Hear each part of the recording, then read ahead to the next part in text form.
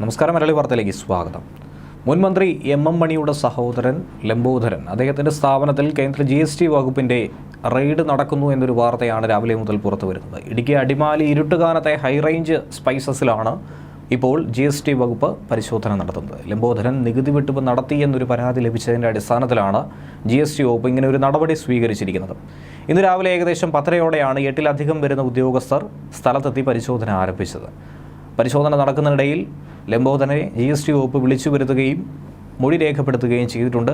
ലംബോദരനെ ചോദ്യം ചെയ്യുന്നു എന്ന് തന്നെയാണ് മനസ്സിലാക്കാനായി സാധിക്കുന്നത്. പരിശോധന നടക്കുന്ന ഹൈറേഞ്ച് സ്പേസിലേക്കാണ് വിളിച്ചു വരുത്തിയത്. പരിശോധനയ്ക്കായി കൂടുതൽ GST ഉദ്യോഗസ്ഥരും ഇവിടേക്ക് എത്തിയിരുന്നു.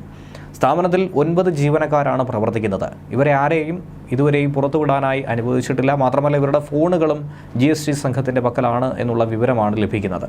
ലംബോദരനെ ഇവിടേക്ക് വിളിപ്പിച്ചതും കൂടുതൽ കാര്യങ്ങൾ ചോദിച്ചറിയാൻ വേണ്ടിയിട്ടാണ്. ഇടുക്കിയിലെത്തുന്ന വിനോദസഞ്ചാരികളെ ലക്ഷ്യമിട്ട് പ്രവർത്തിക്കുന്ന ഒരു പ്രധാന സ്ഥാപനമാണ് ഹൈറേഞ്ച് സ്പൈസസ് എന്ന് പറയുന്നത്. CPM-നകത്ത് തന്നെയുള്ള ചില പ്രാദേശിക വിഷയങ്ങൾ നിലനിൽക്കുന്നുണ്ട്. ചില പിടലപ്പിണക്കങ്ങൾ ഉയർന്നു കേൾക്കുന്നുണ്ട്. ഈ ഒരു പശ്ചാത്തലത്തിൽ കൂടിയാണ് ലംബോദരൻ്റെ സ്ഥാപനത്തിന് നേരെ ഒരു പരാതി കൂടി ഉയർന്നിരിക്കുന്നത്.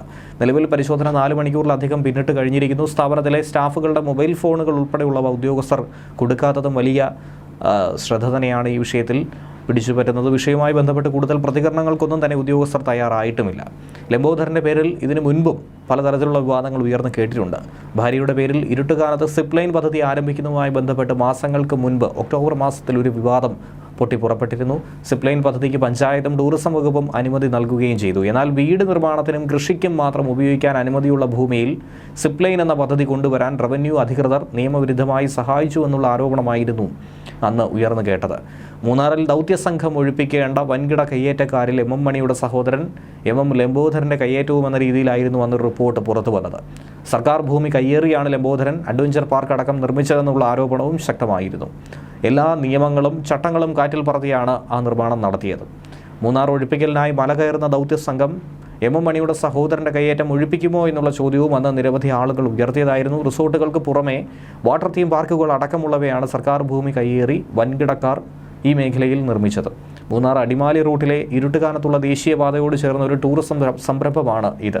ഒരനോട്ടത്തിൽ മൂന്നാറിലെത്തുന്ന ഏത് സഞ്ചാരിയെയും അങ്ങേയറ്റം ആകർഷിക്കുന്ന ഹൈറേഞ്ച് സിപ്ലൈൻ എന്ന പദ്ധതി. റിപ്പോർട്ട് നൽകി മാസങ്ങൾ കഴിഞ്ഞെങ്കിൽ പോലും ലംബോദരന് മാത്രം കുലുക്കമില്ല എന്ന് വേണം മനസ്സിലാക്കാൻ. M മണിയുടെ സഹോദരനായതുകൊണ്ട് മാത്രം റവന്യൂ ഉദ്യോഗസ്ഥർ തന്നെ വേട്ടയാടുന്നുവെന്നാണ് ലംബോദരൻ അന്ന് ഉയർത്തിയ വാദം.